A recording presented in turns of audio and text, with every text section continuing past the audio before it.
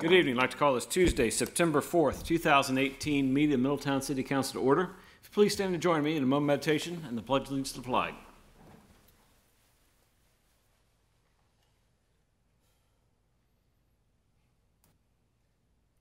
Amen. I pledge allegiance to the flag of the United States of America and to the republic for which it stands, one nation, under God, indivisible, with liberty and justice for all. Ms. Kank, would you call the roll, please? Ms. Vittori. Here. Mr. Bohannon. Here. Mr. Moon. Here. Mr. Mulligan. Here. Mayor Mulligan. Here. All right, our first order of business this evening is a public hearing regarding a map amendment case 7-18, a request for a zone change by applicant Josh Lyles for a piece of property located near the intersection of Jackson Lane and Jonathan Way to be rezoned from I-1 industrial to R4, attached residential zoning district. Mr. Atkins? Yes, Your Honor. We've talked about this several times over the last several months. This is a small sliver of land that goes adjacent to two industrial parcels that the city owns. This is literally a little thumb that sticks off of one of those. The applicant has asked us to sell that to them and rezone it to R4. The entire surrounding area around the little sliver is already zoned that way. At that time, council had said they were interested in approving that. The Planning Commission also agreed. Excuse me, on July 11th, Planning Commission did agree that the zone change was necessary. Once the zone change is finalized, the applicant will start construction of the homes. Go ahead, please, if you would, move me forward. You can skip on to that. This is the sliver that we've been talking about. If you look around both, all the way around this area, you'll see to the, what I'll call the northeast top right-hand corner, there's already homes around it. Already homes being built to the south of it, that he's going to take this entire area in the center with a little sliver is attached and turn that into another round of houses similar to what's in the area. They've done pretty well with those. They're selling several of those each year. They're, as I recall, somewhere around the $150,000 to $175,000 each. And council and staff is recommending that we pass that. Okay. Any questions from council for Mr. Atkins? All right, with that, I'll open the public hearing and ask if there's anyone to speak in favor of the proposed zone change. Is there anyone to speak in favor of the proposed zone change? All right, is there anyone to speak in opposition to the proposed zone change? Anyone to speak in opposition to? All right, hearing none, we'll close the public hearing and move on with the rest of our meeting. And it's Mr. Atkins again. Yes, sir. Welcome, Mayor and Council. Go ahead, please. Two items tonight. We've been working with Downtown Middletown, Inc. and the local bar owners on updating our operations of our door district. I think we've come to a general agreement as to how that is going to look. Wanted to give council an update. Admittance to the district will be by wristband with $1 charge to the customer. It's good for the day of issuance. It'll be a $1 cost to the license holder. You would purchase it from DMI in lots of 10. The wristband will have the logo, website, the bar's ID of the facility that's issuing it, and the date of use filled in at the time of sale. They will all be using the Endora cups, which will have rules for the door area. Our website again, QR code, we'll buy them in bulk. The idea is the more of those we can get bought, of course, the cheaper the price will be for use. We've even looked at talk about a commemorative cup opportunity. We'll explore that more. Go ahead, please. The money from this will go to internal and external marketing, posters, rack cards for the hotels with calendars and of events, webpage, upkeep, license holder kit, non-license holder kit, digital display, cup costs, and partnering with Middletown Visitors Bureau and other downtown organizations, and additional programming and events. Go ahead, please. These are administrative in nature. Council under the Ohio Door Law sets the boundaries of the zone and the hours of the operation. Utilization, enforcement, safety, and sanitation are considered administrative in nature under the Door Law, and they do not come to council for formal approval. We did want you to, of course, to know what we were doing, but you will not see these again as a resolution or anything. That would be handled internally. Go ahead, please. This is the updates to the plaza. Oh, yep. Don and Plaza has, depending on how long you've been in the area and how long you've been on council, we've been talking about this for several years. It's about 40 years old now, has many age-related and safety-related problems. The pavers are deteriorating, small octagonal, whatever they are. Pavers are deteriorating and getting gaps between them. We've had leaks in front of, down the drive under Middletown Police Department for several years. We plug them and then they leak again. We've had safety issues. We've had several recommendations from security and insurance companies post 9/11 to suggest that we permanently shut down the front drive in front of the building. And then, of course, liabilities. Every year our insurance company asks us when we're going to do something about the pavers. And so we are now working on that. I asked Scott Tadish in Public Works to get with somebody to start designing what that might look like. Go ahead, please. And this is what they came back. This is a first rendering. We'll be working on this throughout the next year or two, actually several years to implement it, but the design over the next year or two. It shows in the front, if you look at the north promenade on the far right-hand side, closing the drive permanently, and then replacing the drive and the pavers with a stamped concrete type product with landscaping. Again, there'll be a lot of things with ADA. There'll be a lot of things noticed to get the drive cut down. There'll be a lot of issues to go into the details of this. The South Plaza again, and then the South Promenade will also, the pavers will come up and there'll be stamped concrete things that are designed to solve the problems of the pavers coming apart, and also, again, build us something that's really pretty and can be upkept for the next 40 years. And so we will start to work on this. Again, this is just the first concept out of the gate. Wanted to kind of show you where we were headed and what we were thinking about. We'll have a lot of work to do, but this is like step one in the process. Go ahead, please. Stamped concrete would be going in place of the pavers. It does close the front drive and fix the drainage issues over police. New and updated landscaping throughout the area in the plaza. Go ahead. Cost of this, we had them costed out per the rendering, is somewhere in the neighborhood of $1.7 to $2 million total to completely renovate the entire Donham Plaza front and back. Go ahead, please. We're going to start with some of that next year in the North Promenade. That'll be the front drive. We'll peel back that area after plenty of notice and work and bidding and all the other stuff that goes into that. But the idea would be to peel that area back, lay in all new covering to seal it up again so it's not continually leaking in the police area, and again move that forward so that it's okay, so that we can start closing that area off and work on that. Some of that will be water and sewer money as we clear up the water and sewer lines in that area. Some of it will be general fund. You'll see that all in the budget when the time comes, but there will be a placeholder in there to get that project started. I would estimate it's probably going to take us 5 to 7 years to do this, and we'll do pieces as the budget allows. Each year we'll do a piece of it until we can get it finished for you, but it's time to get working on it. And that's all I have, Your Honor. All right, thank you very much. Any questions from council for Mr. Atkins? I would just comment, when I was in DC, I know I say that all the time, but we did a lot of these projects, and there was some grant money available, especially if you looked at like non-permeable surfaces, so you can control the water runoff and those things. Yes. So I don't know if that's worth exploring to make it as green as possible. We will, and this is a green design. Okay. This was a design with all green materials. Okay. Thank you. Anything else? All right. Thank you, Mr. Atkins. Anything else? Oh, no, Your Honor, thank you. Okay. I know we have a couple guests here today. Ms. Julie Joyce-Smith, do you have a presentation for us? Just wanted to update you on a few things in the auditor's office. As I've reported in the past, we are in the middle of a photo image update program. We're going around taking photos of the fronts of the buildings. It's a 6-stage program. It began in the spring of this year. We're in phase 5, which means we're now in the Middletown Monroe area. And we just want to remind everyone that we have 6 white vans now in our fleet taking photos. They are very clearly marked that they're for the Butler County Imaging Program. If you get any complaints from citizens or constituents concerned that somebody's out walking, taking a picture, and they claim they're with our office, that is not true. We're in vans. The vans are clearly marked, and the crew driving them have been deputized and have the proper ID. So if they're stopped, they gladly hand out information as to why they're in the neighborhood, what they're doing.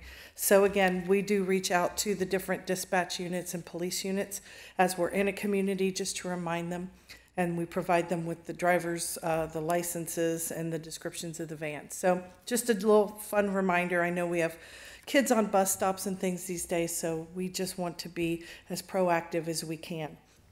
In the past, I've also updated you on Auditor Reynolds trying to press the state legislator to implement some sort of fuel quality testing program for Ohio. Again, we are one of 3 states that don't have any sort of fuel quality testing, along with Nebraska and Alaska.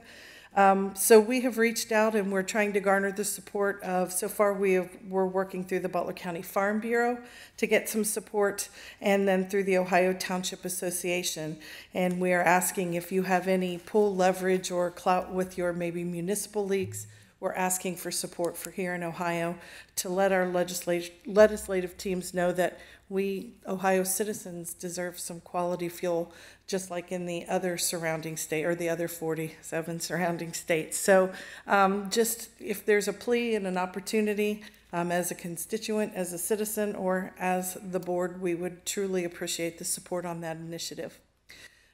We have unfortunately found a few more skimmers in Butler County.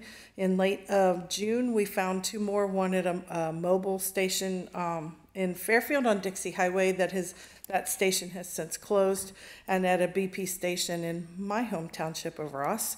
Hamilton County has also found similar skimmers, and they were able to, working with the Secret Service and the FBI, have been able to determine that those skimmers are the similar I guess, make and model of the ones found in Ross. So I feel like we're hoping to close in on that. And again, there is an Android app for your phone, Skim Plus, that will help you detect them at the pumps. Still no progress on that Apple product, but you know, we'll report it as we are aware of it. Finally, second half tax bills are behind us, and we are in the process of wrapping up the settlement, which means we will be distributing funds. I asked Mike Stein today if I can, you know, what's the status is, and he basically said the check is in the mail, so we're going with that. I will tell you that we are going to be returning fees to the local entities, municipalities, townships, and schools for the 11th year in a row. Mr. Reynolds is very committed to making better use of our dollars in the office and giving back those funds. To date, Middletown City has received about $110,000 from 2008 to present. Last year, I believe your distribution was a little shy of $16,000, so we're hoping to have a similar return to you very shortly. And again, if you have any questions for me, I'm always happy to at least try to answer them or get you an answer that you deserve. Well, good. Well, thank you for joining us. Any questions for Ms. Smith? Thank All you right. very much. Thank you. Appreciate you coming down. And now we have another guest, Ms. Wendy Van Buren with the Tree Commission and Tree City Awards. So I think Allie and Jeff are here from. Come on up. Come on down. Come on down. Okay, Allie's going to receive it. So. So nice to see all of you today. My name is Wendy Van Buren. I'm your urban forester with the Ohio Department of Natural Resources in the Division of Forestry. My office is at Cedar Creek State Park. I'm here to proudly present you your 11th Tree City USA Award. Very nice. Okay. Once you open it, there's all sorts of wonderful things in there, including a new flag, hat, new stickers for your signs, and those sorts of things. Congratulations. Good work. So, Tree City program is sponsored by the Arbor Day Foundation and is a national recognition for urban forestry programs from thousands of towns around the country. I'm looking forward to your continued participation in the program, earning your, I'm hoping, 12th designation this December, and the award program next year will be in Centerville on April 26th, so I hope you'll join us. It's always a very nice time hanging out with other tree people. 45 cities, villages, townships, and an Air Force base in Southwest Ohio have earned their designation for 2017. And Ohio has 241 other communities who also have earned that designation like you. Half of all Ohioans live and work in a Tree City USA community and enjoy a variety of benefits that come with having more trees, including cleaner air, cleaner water, reduced stormwater runoff, and increased property values. So I'd like to thank all of you for supporting your tree program this year. I'm going to add a little bit extra here this evening because I'd like to take a moment to talk to you about being on the other side of emerald ash borer. Sure, you all know about this. It was found in Southwest Ohio in 2006, so it's been more than 10 years. And so it's, we're on the other side of it, which is really wonderful.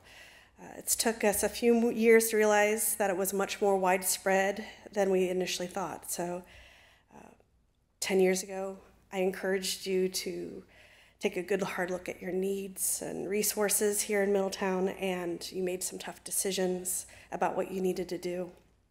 You created a management plan and implemented it. And granted, we're still in recovery some, still plenty needs to happen and so on, but you made it through without too much drama, so that's good. So a testimony to you and what you do.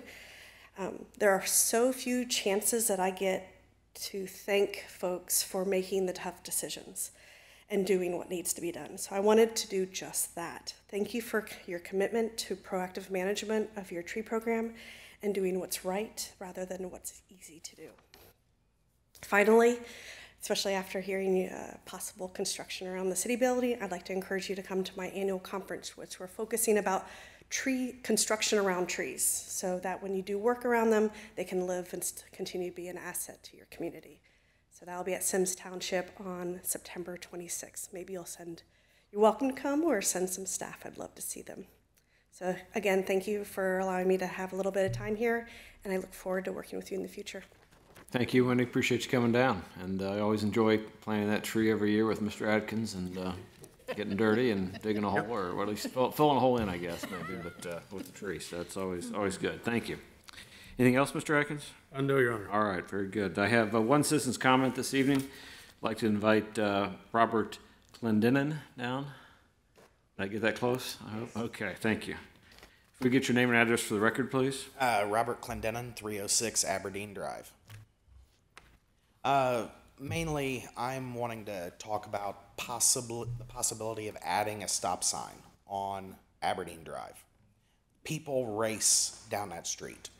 A couple of years ago, one of the neighbor kids almost got hit. There have been multiple cars hit on the street. People just drive fast. I don't know if it's allowed to be done. You know, I don't know if there's laws or that specify how you can do it, but there definitely needs something done on Aberdeen. I live almost at the corner of Aberdeen and Milton. That's almost, not quite halfway, but it would be a perfect place for a stop sign. Just something to try to control traffic a little better than what is, because it's a thoroughfare. People, the amount of traffic, the golf course, everything, school now starting up again with all the bus stops. There needs to be something. Okay. Well, we can have the city manager look into this with the engineering department and police department and figure out what else we can do to help address your concerns. Certainly appreciate you bringing to us Thank you. these to us this evening. So, thank you. Keep that for a second. So, thank you. All right. That concludes our citizens' comments this evening. Move on to our consent agenda. Ms. Skank. For your consideration this evening, we have the approval of the city council minutes from August the 21st, 2018. To receive and file board and commission minutes from the Airport Commission from March the 15th and April the 19th, 2018. From the Park Board from May the 14th, 2018. And from the Board of Health from July the 10th, 2018. To confirm the personnel appointment of Karen Robinson to the position of payroll administrator. To confirm the appointment of Kevin Kiminer, is that correct? Kiminer. Sorry, I should have asked before. To confirm the appointment of Kevin Kiminer to the Citizens Advisory Board of the Police. To approve the purchase of 3 new Ford Fusion detective vehicles off the ODAS contract for the Division of Police and the total amount at $54,858 from Middletown Ford. To approve the bid for an epoxy floor coating system for fire headquarters from Hardig Industrial Services of Cleves, Ohio in the amount of $43,022. And to authorize the city manager to enter into a lease for office space and additional outside areas of the Jets hangar for the purpose of providing educational programming to students of the city and region. Thank you. Do we have a motion for the approval of the issues and actions listed on the consent agenda? So moved. Second. All right. Ms. Kank, would you call the roll, please? Mr. Bohannon? Yes. Mr. Moon? Yes. Mr. Mulligan? Yes. Mayor Mulligan? Yes. Ms. Vettori? I'm gonna abstain because of D, All right. assuming. All right. Well, that carries. So, all right. Thank you very much. Brings us to council comments this evening. Start with Mr. Mulligan. Thank you, Your Honor. No comments tonight. Mr. Bohannon. Thank you, Mayor. Tonight I will have some comments. First off, I want to congratulate the Middletown School District for their new high school and junior high school. It was quite a nice but hot event that we went through on Saturday, the ribbon cutting. The buildings are tremendous, very state-of-the-art. I hope the kids learn, and I hope our scores come up, and it turns into be a good investment. Number two, Sunday went to the Baraka Church fireworks display, car show, all that. It was a tremendous turnout there. And number three, this coming Saturday, the Arts Festival here in town, going to do a proclamation on behalf of the mayor and the city. Hope a lot of folks come out and enjoy the arts of Middletown, and hopefully it doesn't rain. Fingers crossed. Thank you. Ms. Vittori? Friday is also First Friday downtown and Dog Day, which is almost always the most fun of the year. You get to see big pink poodles and all kinds of great treats and games. It's very family friendly, which I love. So I encourage people, if you haven't been downtown lately, come see the doggies on Friday. Very good. Vice Mayor Moon? Thank you. Yes, I'll echo Mr. Bohannon's comments. Had the opportunity to attend the school's convocation as well as the ribbon cutting, and they're just beautiful buildings. The renovation was done on time, which is wonderful, and I'll just give our city manager kudos for certainly tying our as you said very well, our schools and our cities' fortunes are tied together, and if one fails, we both fail. So you said that well. The last thing I want to mention is the memos with the manager, the city managers from Middletown, Monroe, and hopefully Trent. I know Trenton's searching for a city manager, this Thursday at the Windermere at 11:45, put on by the Chamber of Commerce. So if you'd like to hear a little bit more about what's going on in the region, come and check that out. That's all. All right, thank you. I just reiterate those comments as well. We do have a lot of great things going on in Middletown, and particularly with the convocation, hearing Superintendent Stiles speak to the progress that's been made in the schools is very impressive. We need to do a better job of getting some of that out. He was able to go around to every elementary school, the middle school staff, the high school, and call out significant, typically double-digit increases in performance and a number of different measures. And I know those don't always roll through to the bottom line of the state report card, which doesn't always do school systems favors in Ohio, the way we're structured with 688 school systems. But some great progress is being made in the schools. The facilities are certainly fantastic, and I think the teachers are very excited about getting to class and getting back to school and working with the students and making some additional great progress this year. So I look forward to some good things to come and many more things in the years to come. So certainly a lot of great things coming up in Middletown, and I certainly appreciate all the last great work, and would mention to the, I want to thank Woodside Cemetery for sponsoring the concert in the park. I wasn't able to make it there Sunday night, but that's always a nice affair with the symphony, and they do a great job there. So just another great thing going on in the community. And with that, we can move on to our legislation this evening. Ms. Fox. Good evening, Mr. Mayor. Tonight there are 8 items of legislation, 3 of which are emergencies and will require a motion waiving the charter provisions requiring 2 readings. Those are in regards to ordinance number O 2018-54, ordinance number O 2018-55, and ordinance number O 2018-62. I move to waive the charter provision requiring readings on 2 separate days and to declare the previously read ordinances an emergency measure to be read one time only. Second? Okay, Ms. Kank, would you call the roll, please? Mr. Moon? Yes. Mr. Mulligan? Yes. Mayor Mulligan? Yes. Mr. Bohannon? Yes. Ms. Vettori? Yes. First up this evening is ordinance number O 2018-54. This is an ordinance establishing a procedure for and authorizing a contract for the sale of city-owned property located near the intersection of South Canal Street and 2nd Avenue for redevelopment to Americo Real Estate Company and declaring an emergency. Okay, a motion to adopt. So moved. Second? Okay, Mr. Atkins, I know we've had a few presentations on this and discussions. Anything? We did, Your Honor. This is for the expansion of U-Haul along Verity Parkway, and staff has recommended approval. Okay. Any questions or comments from council? Will we see a landscaping plan? Whoever has to pass the planning commission or whoever has the plans, Okay, get the they answers, look yeah. at it first. It's Okay. spelled out in the development code what they have to do. Thank you. Okay, anything else? All right, Ms. Skank, would you call the roll? Mr. Mulligan? Yes. Mayor Mulligan? Yes. Ms. Vettori? Yes. Mr. Bohannon? Yes? Mr. Moon? Yes. Next is ordinance number O 2018-55, an ordinance establishing a procedure for and authorizing a contract for the sale of city-owned property known as the Titus Avenue Fire Station. This is for redevelopment to Mark and Jennifer Minier and declaring an emergency. All right, do a motion to adopt? So moved. Second? Okay. Mr. Atkins, anything to add? No, we've heard. Just a reminder, this is to redevelop the property for Cornerstone Prosthetics. They're going to add 5 more employees. We are asking for emergency passage to allow them to get started on the renovations. Very good. Any questions or comments from council? All right, Ms. Skank, would you call the roll, please? Mayor Mulligan? Yes. Ms. Vettori? Yes. Mr. Bohannon? Yes? Mr. Moon? Yes. Mr. Mulligan? Yes.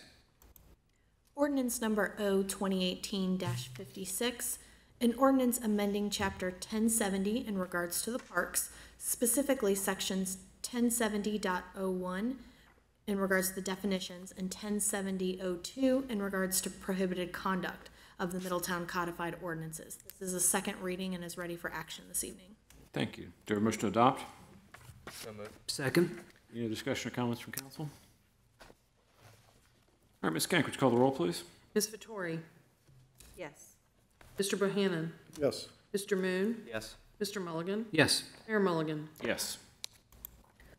Resolution number R 2018-19, a resolution to make adjustments to appropriations for current expenses and other expenditures of the City of Middletown, Counties of Butler and Warren, State of Ohio, for the period ending December 31st, 2018. This is in regards to the general fund and is a second reading and is ready for action this evening. Okay, thank you. Do we have a motion to adopt? So moved? Second. Okay, any discussion or comments? All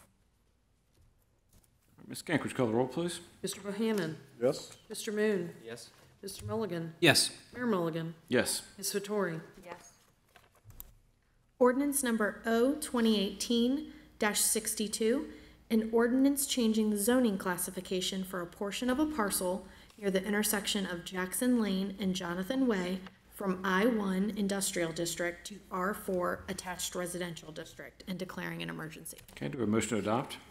So moved? Second? Okay, any discussion or comments? This is the subject of our public hearing as well as previous updates from Mr. Atkins. All right, Ms. Skank, would you call the roll, please? Mr. Moon? Yes. Mr. Mulligan? Yes. Mayor Mulligan? Yes. Mr. Bohannon? Yes? Ms. Vettori? Yes. Ordinance number O 2018-63, an ordinance authorizing a collective bargaining agreement with ASME Local 856A Transit for the years October 1st, 2018 through September 30th, 2019, and declaring an emergency. No action is requested until September 18th. All right, Mr. Atkins? Yes, Your Honor. We have a collective bargaining agreement with our transit, our full-time transit. That group was at one time 4, 2 of them have left, we're down to 2. We've tried for 2 years now to work with AFSCME to slowly shut that unit down. They would like to continue for the remainder of those 2 employees. It is a 1-year agreement. It does have a 2% cost of living increase, which is consistent with what everyone else is getting in the organization, and we are recommending approval. Okay, any questions from council? All right, thank you. And we're not taking action on that until next, or 2 weeks from now, right? Correct. Correct, Your Honor. Very good. Okay. Ordinance number O 2018-64, an ordinance authorizing the transfer of city-owned property located at 3109 Yankee Road and 3106 Omaha Street to the Butler County Land Reutilization Corporation. This is a first reading this evening. Mr. Atkins? Yes, Your Honor, as you're aware, we're using the NIP grant to do demolition throughout the city in coordination with the land bank. These 2 properties, when they were taken through the foreclosure process, were inadvertently titled to us instead of the Land Reutilization Corporation. They will need to be transferred back to the land bank so that we can utilize the grant. All right, any questions for Mr. Atkins? Last up this evening is ordinance number O 2018-65, an ordinance authorizing an agreement with 75 Logistics LLC to pay a portion of the costs of the extension of sanitary sewers. This is a first reading this evening. Okay, Mr. Atkins. Yes, Your Honor, as part of the Opus project for the 600,000 square foot logistics center that's under construction right now, we will need to extend the sanitary sewer. Total cost of that's $392,000. Through our agreement through Opus to put that deal together, we will pay, developer will cover $304,000 of it. We will pay approximately $97,000 of the cost. There is a 10% contingency. This allows us to take our sewers all the way to the city line. There's a portion of going into Monroe that we would honestly be better served for sewer than the city of Monroe can get to it, so we want to make sure that we have that ability available. Vice Mayor Moon and I have talked about a few other areas that, potentially, if we can reduce our sewer rates to our residents or our increases by bringing on other customers, it helps us long-term. This gives us at least the ability in the future to look to do that. Okay, very good. Any questions from council? All right, thank you very much. And with that, we do have one item to add to the agenda. We'll need an executive session, so I need a motion of the authority of Ohio Revised Code 121.22 G2 for real estate to consider the purchase of property for public purposes for the sale of property at competitive bidding if premature disclosure would give an unfair competitive or bargaining advantage. So moved. Second? Okay, Ms. Kank, would you call the roll, please? Mr. Mulligan? Yes. Mayor Mulligan? Yes. Ms. Vettori? Yes. Mr. Bohannon? Yes? Mr. Moon? Yes. All right, following our executive session, we'll be in recess to our next meeting, September 18th, 2018, in these chambers. Thank you all, and have a good evening.